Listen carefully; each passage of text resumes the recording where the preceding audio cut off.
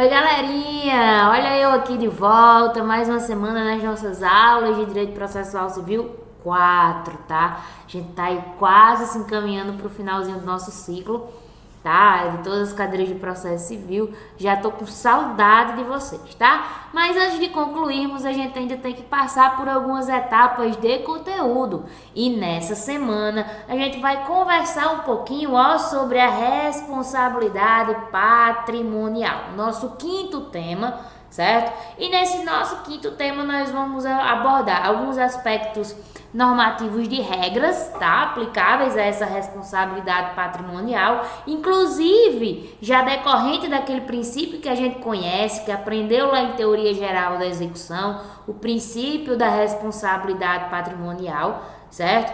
E aí a gente vai entender algumas regras inerentes a essa responsabilidade patrimonial, vamos entender até que ponto, ou na verdade, como alguns doutrinadores mencionam, quais são os limites, quais são as limitações dessa responsabilidade patrimonial, né? Vamos entender um pouquinho aí já sobre penhorabilidade de bens e também sobre aqueles bens que são considerados como impenhoráveis, certo?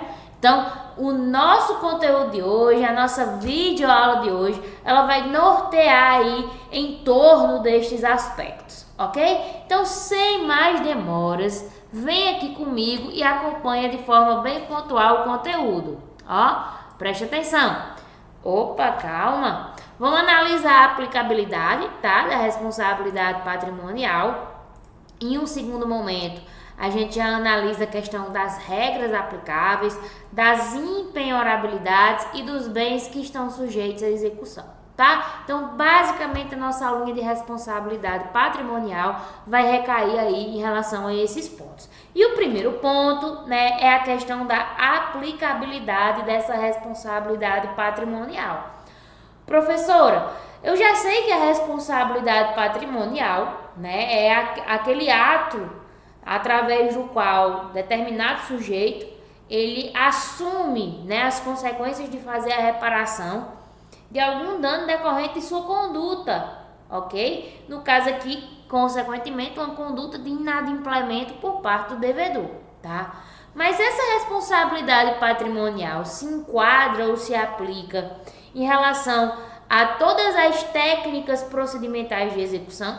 Será que é isso mesmo? A resposta é positiva, tá? Por quê, professora? Vejam só. Nós já entendemos que as técnicas procedimentais de execução são duas. A gente vai ter a execução como processo autônomo e a gente vai ter a execução como fase processual do processo de conhecimento, tá? Ou como queiram chamar, o próprio cumprimento de sentença, certo? Então, nesse sentido e nessa perspectiva desses dois procedimentos, dessas duas técnicas procedimentais, na verdade, de execução, a gente pode destacar perfeitamente, olha, a responsabilidade patrimonial, ela existe e atinge o devedor, tanto quando a execução se pautar, em processo autônomo, como também quando ela se pautar em cumprimento de sentença.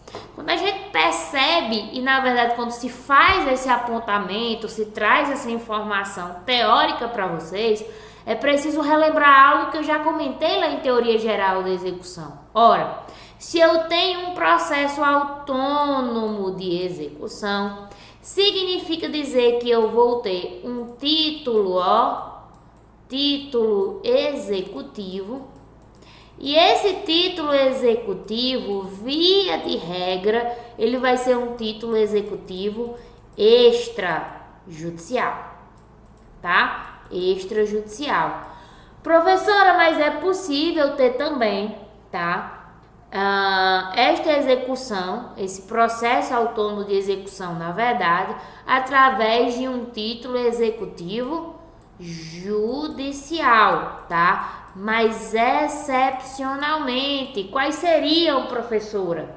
Ora, a sentença arbitral, a sentença penal condenatória, a sentença estrangeira, todos esses são considerados, elencados e pontuados, tanto pela lei como pela doutrina, como sendo título executivo judicial. Porém, tá? eles não vão automaticamente implicar na abertura de um cumprimento de sentença, mas sim na abertura de um processo autônomo de execução, tá? Abre-se uma ação, um processo novo, é o exercício de direito de ação à execução através de um procedimento, aliás, através de um processo específico para execução daquele título, tá? Por isso que a gente fala e chama de processo autônomo de execução.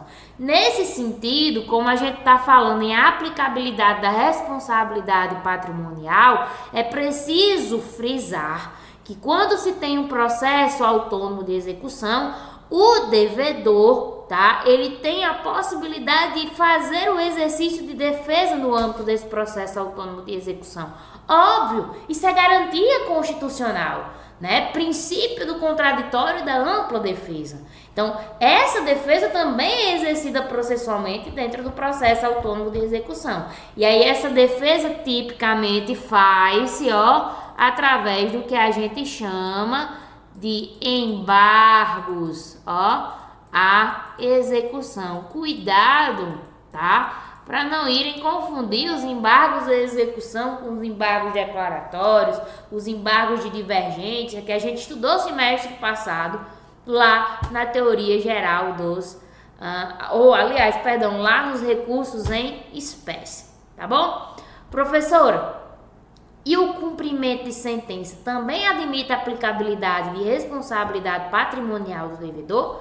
Positivo, tá? No cumprimento de sentença, tipicamente, nós só teremos cumprimento de sentença em relação a título executivo judicial.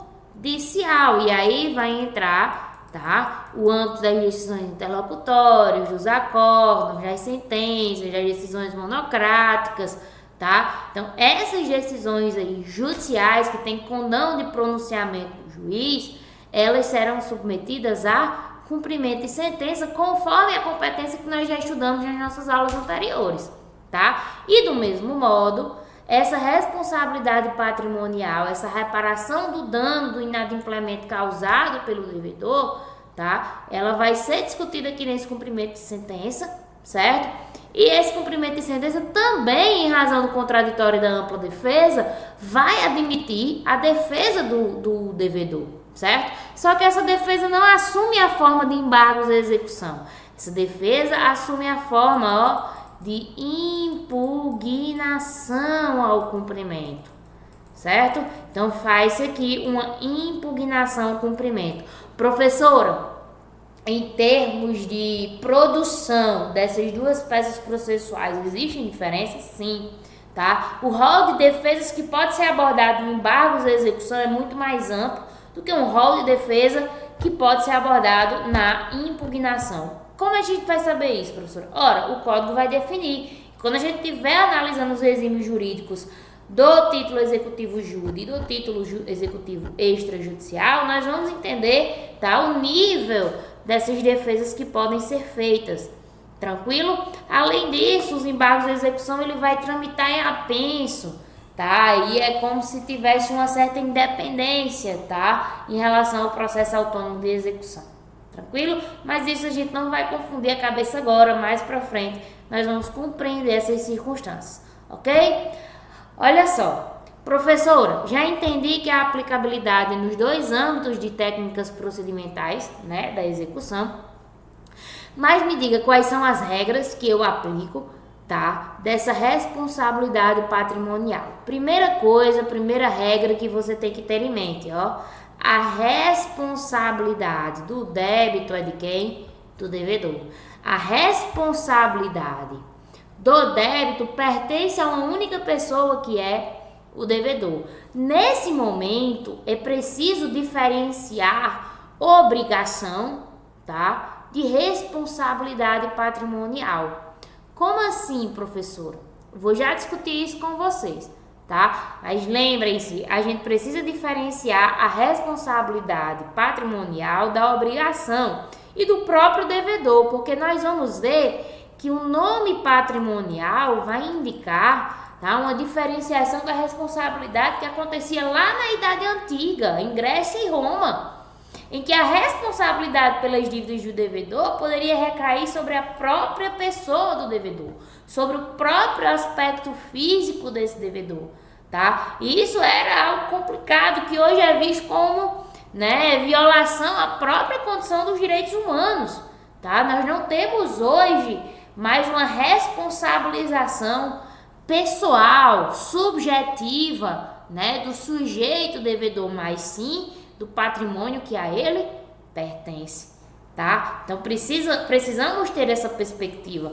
A professora, mas no Brasil, né, inclusive o Pacto de São José da Costa Rica, ele manteve isso, tá? Existe a prisão civil do devedor de alimentos. Ele é devedor de alimentos, ele é inadimplente, e aí ele pode, né, ter aí um dos objetos da sua condição humana, que é a liberdade, né, uma das essências da sua dignidade de pessoa humana, que é a liberdade. Ele pode ter essa liberdade atingida em virtude de uma dívida de natureza cível. É como se a responsabilidade ela ultrapassasse esse limite do patrimônio e atingisse os aspectos pessoais subjetivos do sujeito devedor. Verdade, se você pensa desse jeito, você está com um pensamento perfeitamente coerente, tá? E é nessa perspectiva mesmo que se trava essas discussões a respeito da prisão civil do devedor de alimentos dentro do Brasil, certo? E aí nós temos essa única excepcionalidade, o que nos conduz também a entender o que nós já conhecemos em relação ao direito, né? Há regras e há exceções, de modo que, muito embora seja uma exceção, é uma exceção não ampliativa. Por quê? Porque por mais que atinja a liberdade, né, não vai atingir outros aspectos de honra, de personalidade, enfim, do devedor, tá certo? E aí, galera, nesse sentido dessas duas regras, né, a primeira que eu disse para vocês, que é a responsabilidade do débito, da dívida, pertence ao devedor, ao sujeito devedor, tá? A gente vai ter daqui a pouco a discussão sobre a extensão dessa responsabilidade sobre o débito para terceiras pessoas, tá? E a segunda regra é que essa responsabilidade é caracteristicamente patrimonial, com essa excepcionalidade da prisão civil do devedor de alimentos. E aí, nesse sentido, o legislador, no artigo 789, ele disse o seguinte pra gente, olha, o devedor responde com todos os seus bens, presentes e futuros. Professor, até aqueles bens que ele adquire posteriormente à obrigação, posteriormente ao processo, eles podem servir de patrimônio suficiente ao cumprimento da obrigação? Positivo. Por isso que o legislador fez questão de ressaltar que os bens que irão responder pela dívida, que é do devedor, são os bens dele do agora e também os bens do futuro, tá? E aí, para cumprimento dessas obrigações, né, exceto as restrições estabelecidas em lei. E aí, quando a gente fala essa primeira ressalva do artigo 789 aqui, ó, salvo as restrições estabelecidas em lei, eu já quero dizer a vocês, a responsabilidade recai sobre o patrimônio do devedor. Beleza, mas vai ter exceção também. Do mesmo jeito que a gente tem exceção que amplia essa responsabilidade patrimonial, podendo atingir a liberdade do devedor de alimentos, nós temos também uma ampliação, tá? Digamos assim, no sentido de que, muito embora a responsabilidade recaia sobre os bens, nós temos que analisar qual é a natureza desses bens, tá? E as limitações que a lei estabelece em relação à execução desses bens. Vai ser os famosos bens impenhoráveis, tá? Primeiro caso clássico que eu já trago para vocês conhecem lá de direito administrativo, tá? A essência do precatório. Por que, professora, que a dívida de judicial, tá? Das pessoas jurídicas de direito público que compõem a administração pública, por que a Constituição diz que elas deverão ser pagas mediante precatório, tá? Ou RPV, tá? Excepcionalmente. Por que o precatório é a regra? Me explica isso. Simples, gente, é uma característica dos bens públicos. Os bens públicos, eles são impenhoráveis. Os bens públicos, eles são inalienáveis, tá? Os bens públicos, eles são não oneráveis. Tudo isso é característica dos bens públicos, mas a que eu destaco aqui para vocês é a característica da impenhorabilidade. A penhora, ela é uma medida judicial de execução que permite que o patrimônio do devedor ele seja capaz, tá, de suprir, de sanar, de cumprir a obrigação até então inadimplida. Essa é a essência da penhora. Mas veja, se o patrimônio da administração pública é coletivo, eu não posso dispor. Olha o princípio da indisponibilidade dos bens públicos. Vocês estudaram lá em Direito Administrativo 1. Princípio da indisponibilidade em contraponto com o princípio da supremacia, tá? E aí o princípio da indisponibilidade diz: ei, gestor, você não pode dispor ao seu bel prazer sobre os bens que compõem o patrimônio da administração pública, porque esses bens são do interesse público, esses bens pertencem à coletividade, então eu não posso dispor ao meu bel prazer em relação a eles. Eles são, portanto, impenhoráveis, porque eu não vou poder pegar um bem público que pertence a todo mundo, à coletividade, penhorar para satisfazer, tá, uma obrigação que a administração pública tem com um particular. Não estou dizendo, cuidado, não estou dizendo que a pretensão obrigacional do credor particular que tem uma relação com a administração pública não é legítimo, não é viável, não é válido. Eu não estou dizendo isso. Muito pelo contrário, ela é válida, ele pode fazer uso dos instrumentos, tá, da administração pública judicialmente para requerer esse pagamento, esse cumprimento dessa obrigação. Isso aí é sem sombra de dúvidas. Contudo, tá, essa concretização judicial ela precisa ser com reservas, ela precisa ser com limitações. E aí é por isso que entra a característica da impenhorabilidade dos bens públicos. Tá bom?